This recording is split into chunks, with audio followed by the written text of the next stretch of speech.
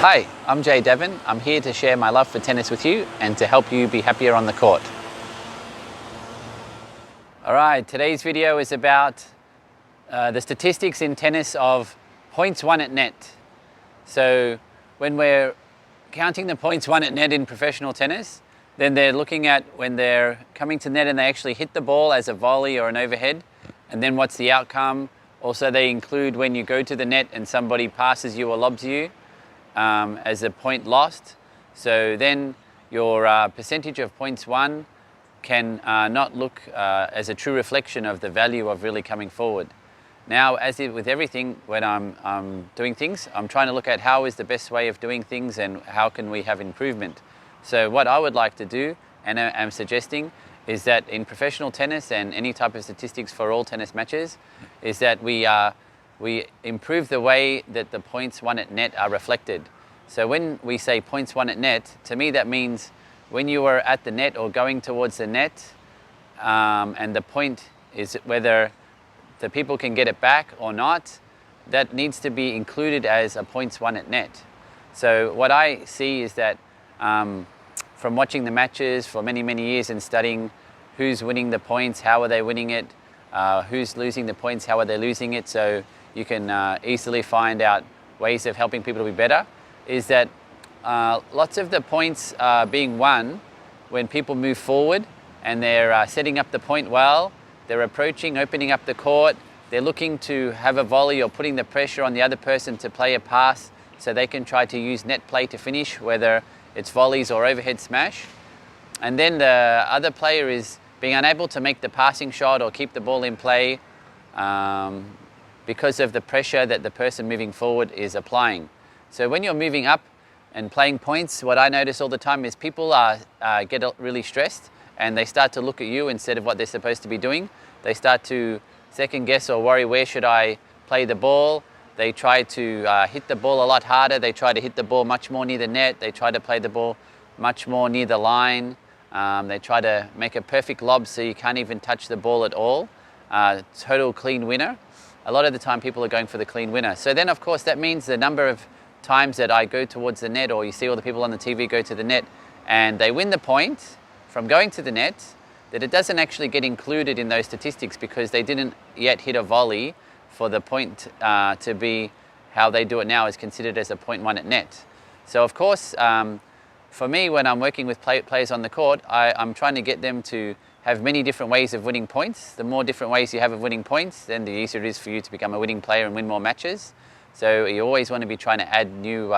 avenues to win points and arsenal to your game to have better options when you play, and especially when you come across all different types of player. For example, at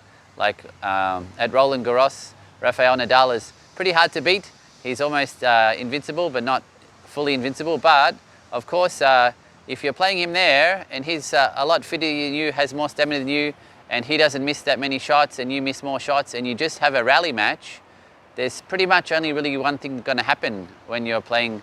Rafael Nadal at Roland Garros is you're going to lose if that's your only option. So unless you have something else you can do to be able to win a point, then it's going to be a tough battle when you play anyone who's fitter, faster, has better stamina and is steadier than you, and has a much more patient personality and mindset. It's going to be very hard to beat anyone if you're just going to battle everybody on rally. So what I would like to be able to do is give people statistics to show that, wow, people really win a lot of points by going to the net.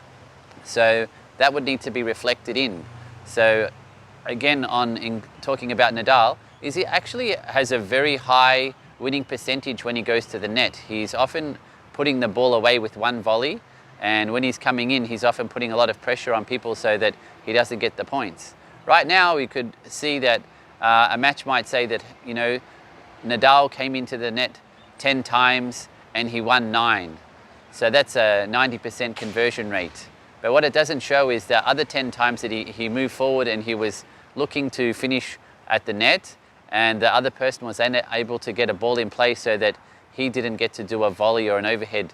for it to be counted. So then all of a sudden you've got 19 out of 20. So there's 95%. So if you're able to show people statistics to see the real value of pressurizing the opponent, making them have less time to play, look at you and worry about what you're doing, and set up this situation where instead of staying at the back and leaving it all open so they can safely hit the ball in, much lesser power, not so near the net, not so near the line, not so much to the side, because nobody's there to threaten them to kill the ball with an overhead or a winning volley, then that makes it a lot easier for them to keep that ball in play and not throw up the error. But when you come forward, what I notice a lot of the times is when I'm coming in, and you see it also on professional tennis in both the men's and women's game, it really seems that people are much more intent on trying to hit shot of the day or a highlight shot and go for a really amazing, hard, close to the net, close to the line, high risk shot, and they much seem to prefer to miss that than have somebody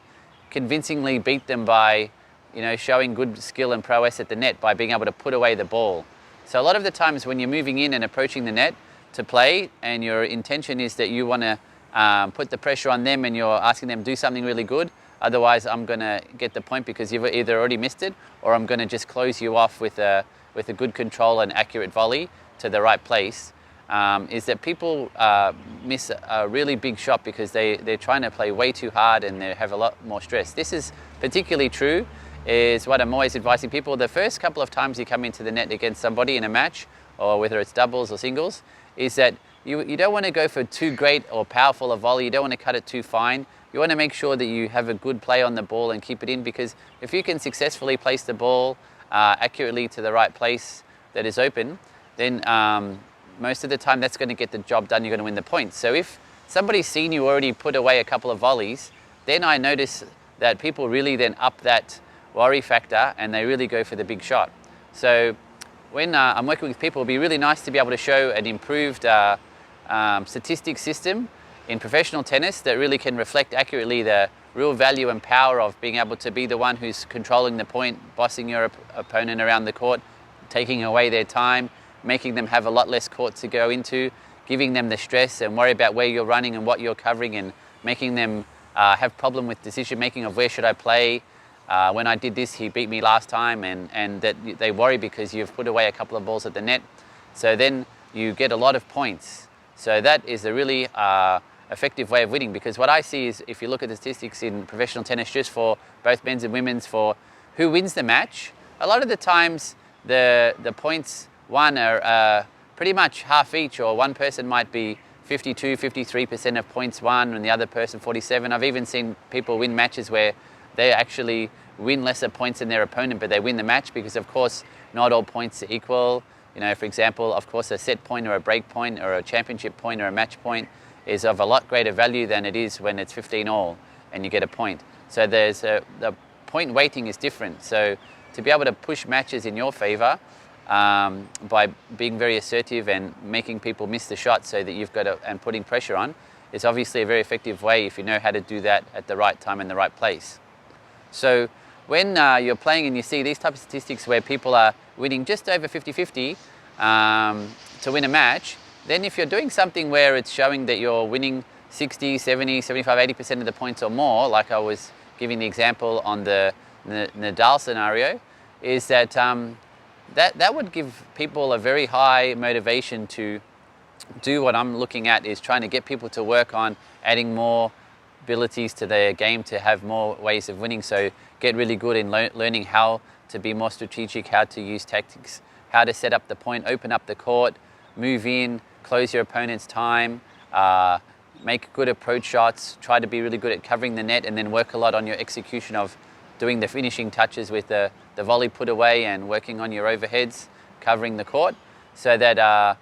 the other person has a lot of problem. These are really fun things to work on, because of course if you can get good at doing these things where you set up, you approach well and you cover well and you're able to do the finish, then it's a very easy and fun way to win a lot of points. So having statistics that can show people that the real inflated number, where without even having to hit the ball because the other person's unable to get it back because of all these pressures and scenarios and this feeling of trying to play too good, then that would have a much, much higher percentage, which when I'm looking at it, I see all the time that, wow, they win so many points as a percentage, and they're not even including all the ones where they should be rewarded in the statistics, where if that other person cannot even get the ball back in play when I'm coming to the net and I'm at the net and I'm going towards the net, I'm fully committed, it was obvious that's what I was trying to do, how can that not be included as my points won at net. All right, so I'll be interested to hear what you have to say, and leave your comments below and I'll reply to all those. But this is my feeling, and I'm always looking for ways to get students to be encouraged to come forward, and I'm really loving and enjoying putting the away ball at the net when I'm playing. So that's what I'm trying to encourage, and it would be great if the whole world could see this statistic reflected, so that everyone can really see the high value of being able to do all these things well. All right, I'm going to get busy now, going to the net all the time, and I hope you do too. Have fun on your court. If you like this video, please subscribe to my tennis YouTube channel so that you can get a notification by email each time a new video is uploaded. Also, don't forget to share this video with your friends so they can enjoy their tennis too.